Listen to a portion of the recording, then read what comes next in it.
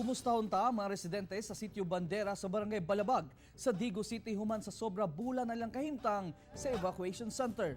Nataga na ba sila og relokasyon? Sayro na to kini pinaagi nining report.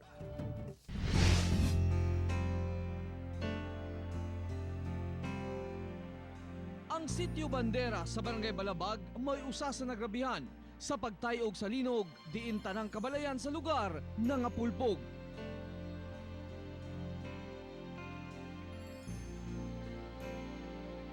Wala naman pabaliki ang lugar, apan ang mga kalalakihan pag-adlaw kinahanglang musaka aron asikasuhon ang ilang mga umahan. Ay pipila ka mga lalaki sa kadre kay na may mga hayop. Nya ang katong uma bitaw naman diya sa taas. So mapugos jud sa kadre kay naamon gid ang panginabuhian gud. Sa karon, ana agyapon sila sa mga tent, nagpuyo ug usa ka bulan na silang nag-antos nga walay tarong tulganan. Busa, ihay na lang sila og diskarte. Dahil pero dahil mahigdaan ba?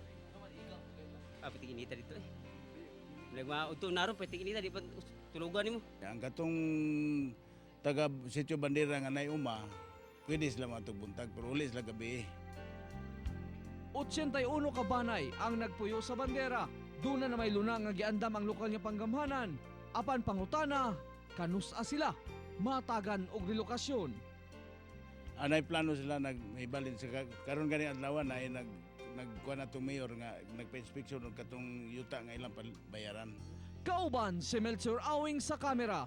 Ako, si Real Sorotse para sa One Mindanao.